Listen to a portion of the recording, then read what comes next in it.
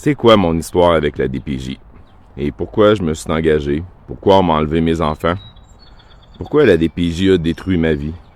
Ben, la DPJ a détruit ma vie simplement pour nourrir leur ego. Puis absolument rien d'autre.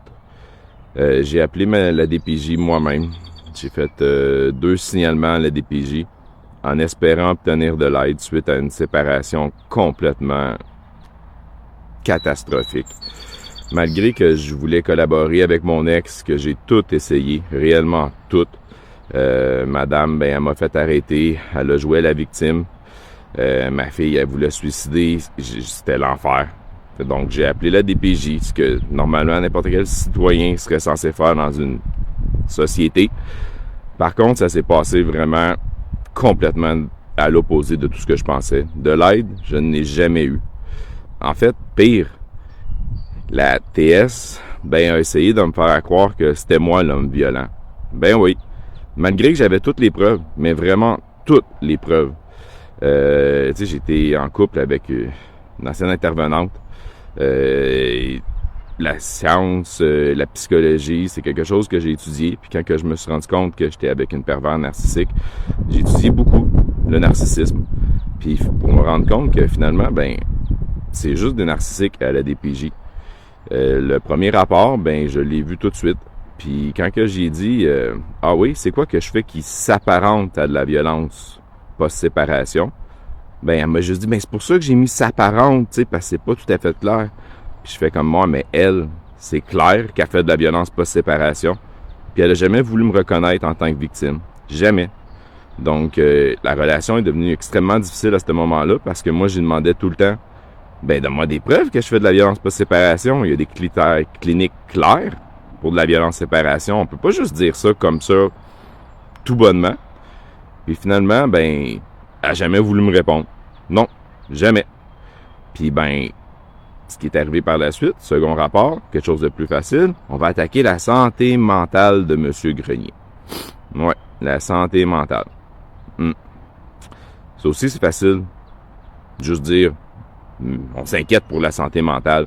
Tu sais, le mot « on s'inquiète », là, ouais, c'est très puissant. Mais encore là, je dis « OK, c'est beau, ma santé mentale. C'est quoi mon problème?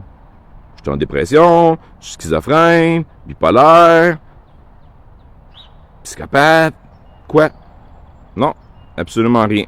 Rien pantoute. » Puis ben par la suite, les mensonges, le refus total de collaborer de la DPJ. Puis le pire, c'est que elle avait décidé que c'était elle, notre intermédiaire.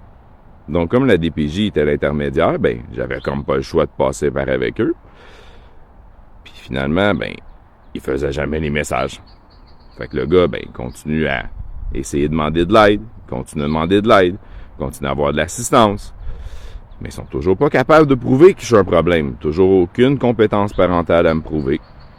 Puis finalement, ben, le 6 octobre, la superviseure de ma TS, elle a appelé la psychologue, dans laquelle que j'avais accepté de faire une évaluation psychologique, mais que malheureusement, la mère a refusé et a toujours refusé de le faire, même si la DPJ puis la mère m'avaient promis qu'ils le feraient. Sinon, j'aurais pas fait d'évaluation. Tu sais, je vois pas l'intérêt de faire juste une évaluation personnelle quand on est dans une dynamique familiale. Donc, ça, la chef d'équipe, elle a appelé la psychologue, puis ben le lendemain, c'est super documenté, là, la psychologue, ben, elle a décidé de faire un rapport, puis qui disait que j'étais un danger, que j'étais narcissique. Ben, pas narcissique, que j'avais des symptômes narcissiques et antisociaux. Ouais. Puis que j'étais un gros problème. Puis que, ben, j'étais la nuisance de cette situation. Mais le problème dans l'histoire, c'est que la psy a même pas écrit de l'histoire que je lui ai contée. Ben non. Elle a utilisé la déposition que mon ex, elle avait écrit pour me discréditer. Donc, tout ce qui est dans mon rapport d'évaluation psychologique, en fait, c'est des accusations criminelles dont j'ai été 100% acquitté. Ben oui. Mais la DPJ, eux autres, l'acquittement, ça leur dérange pas. Pour eux autres, dans leur tête, j'étais encore le méchant. Ben oui. Tellement qu'ils ont utilisé ce rapport-là pour construire mon histoire de vie. Puis après ça, ben la DPJ, il était pas content que j'étais pas content. Ben non. Parce que quelques jours après, la journée en fait qu'on m'a remis mon rapport, ben on a décidé de m'enlever mes enfants en urgence. Puis ça, ben ils font souvent ça.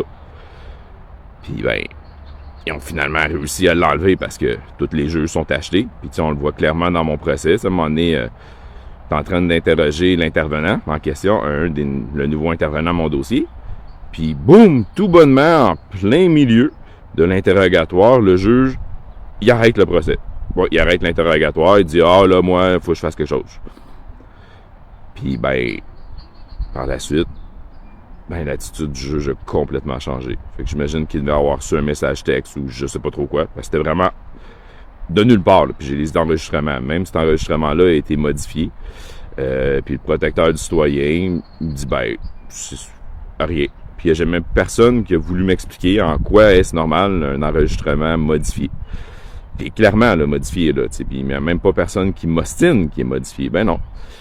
Donc, comme j'ai pas voulu, par la suite, signer le super papier qui reconnaissait que j'étais violent puis que c'était une bonne idée de m'enlever mes enfants, parce que, ah oui, il avait prétendu que j'étais pour faire un infanticide, pour comme le rendre vraiment, vraiment gros. Puis, personnellement, il n'y a rien de plus insultant que ça. Là. Comme, oui, je tuerais mes enfants, mais comme, je tuerais jamais mes enfants. Voyons donc, c'est comme la chose la plus précieuse au monde, nos enfants. Donc, la guerre a commencé. J'ai décidé de faire j'ai fait les visites supervisées. Je me suis donné. Les rapports des visites supervisées sont A1. Mais tu sais, vraiment A1. Là, ils n'ont jamais réussi à trouver une seule compétence parentale à me reprocher. En fait, ils n'ont jamais rien réussi à me reprocher. Puis là, ben ensuite, ben les mises en scène y arrivent pour comme nous faire péter les plombs. Les deux dans une salle, deux avec des agents de sécurité dans une salle. Alors, celle-là était drôle. Avec l'agent de sécurité, il n'y en a plus jamais eu après parce que, ouais. Ouais, l'intervenante n'a pas bien aimé ça parce qu'elle pensait que je me fermerais la bouche parce qu'il y avait un agent de sécurité dans la salle. Mais finalement, non, je me suis pas fermé pantoute. Mais comme que je suis pas violent, ben je l'ai envoyé promener avec classe pendant 1 heure de temps. Puis la madame a pas aimé ça. Non. Après ça, il n'y a plus jamais d'agent de sécurité dans ma salle. Je me demande pourquoi. Ouais.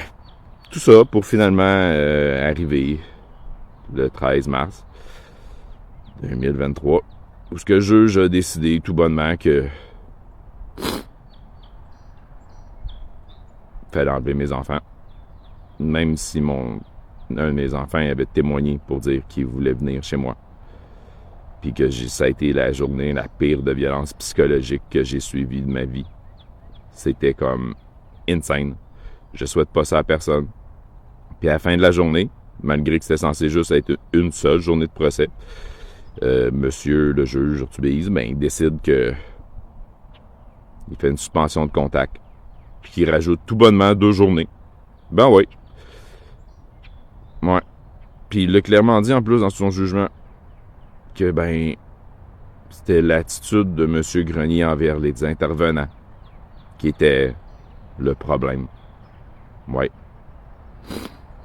Par la suite, j'ai tout essayé.